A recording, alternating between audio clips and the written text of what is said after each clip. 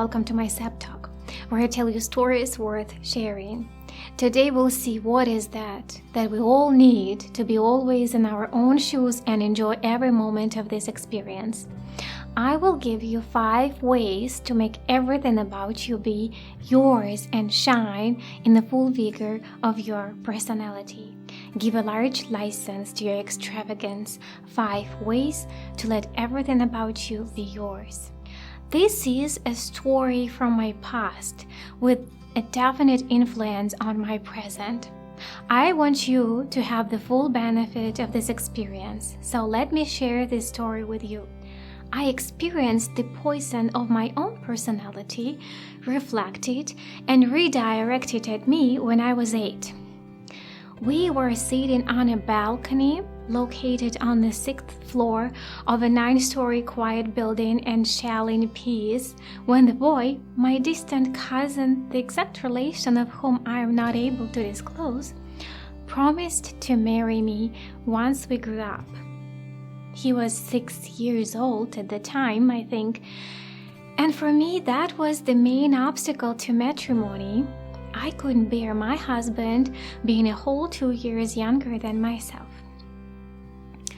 There were not many things to amuse me in a big city we happened to be locked in that summer. And shucking peas was still the one task that brought some delight. It was accompanied by the newness of encountering that distant relation of mine.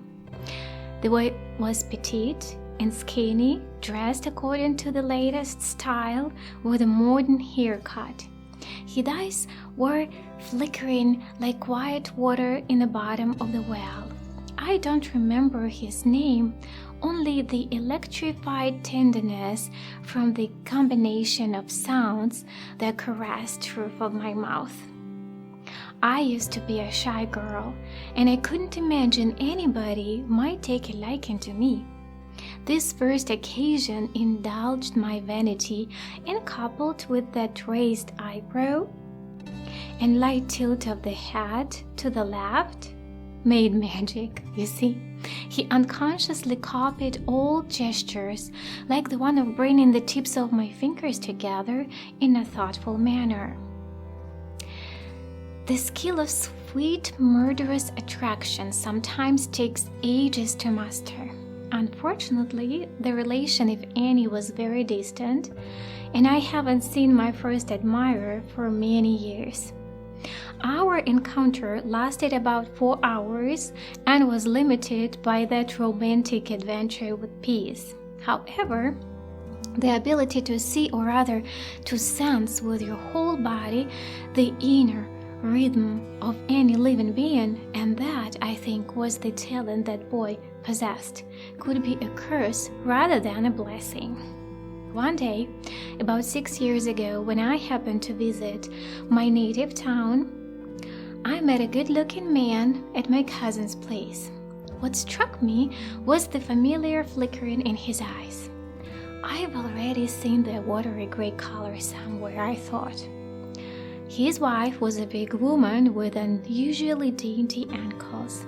She had a style about her, and I could almost call her dazzling, but for her loud voice just a touch above average, with an expression of power and force in it.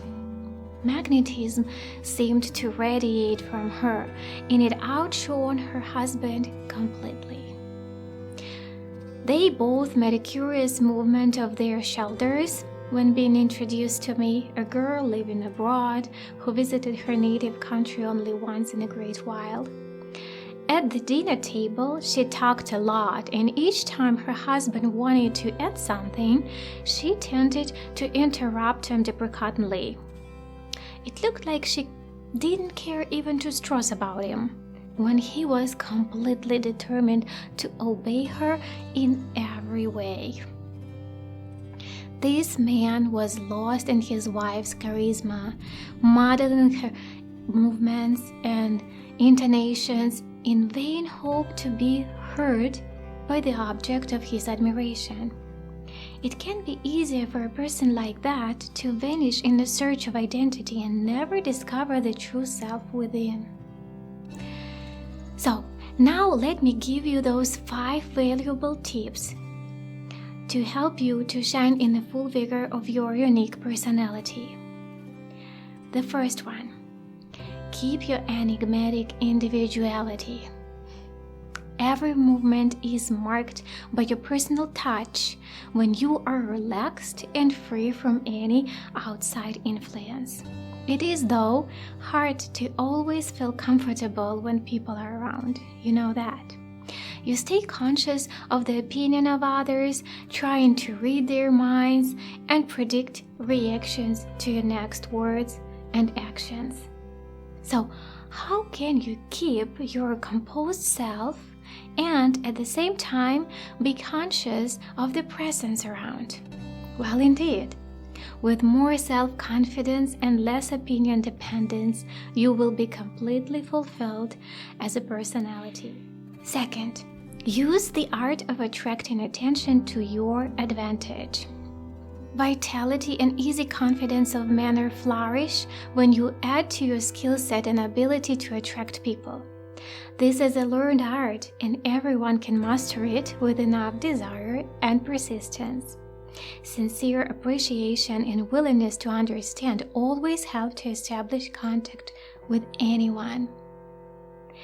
You see, people are like parallel straight lines, and they meet only when they are willing to incline to each other. Some people more parallel than most, which can be a challenge. You either need to savor this or seek the way to make them curve in your direction. So the third, learn to listen and ask questions. That is very important. Your body language grants you with an attitude of indolent grace if you listen with it. The process of communication should never be taken for granted. It is a talent almost all species have, and we are gifted beyond anyone. Invest your time in every conversation fully. Listen with your eyes, ears, and posture, and your presence will become irradiation of any gathering. 4. Dominate over your winning abilities. What I mean by that is that some people possess that engaging gracefulness that makes them forever moving around other people. They seem to be fed by attention and admiration, and if the energy from others is not present for some reason in their life, these people fade away. The atmosphere of your unique inner strength should be your main source of energy. That state is obtained only if you are in love with yourself. This way, if you are forced to stay for some time in your own universe with only you for a company, this experience becomes enriching. 5. Let a mastering personality teach you the skill. It is a great luck to meet a virtuoso in any field. Such people go through life in a never-ending state of self-improvement. It is axiomatic that such people are great resources for valuable information. And feeble envy in this case is a motivation to record the useful knowledge and implement it to your advantage. So what I want to say to you is the following. Surround yourself with strong, intelligent people. They represent all the vast conscious world of the best in man. Strive to be on the same level. You see, you must possess a great deal of inner strength to fight for your true essence, and most often, the reality around you is a rival, not an ally. So what I want to say, be strong.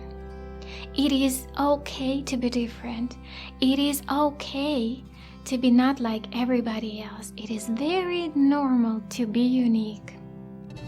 It was a delight to be with you today and share this story.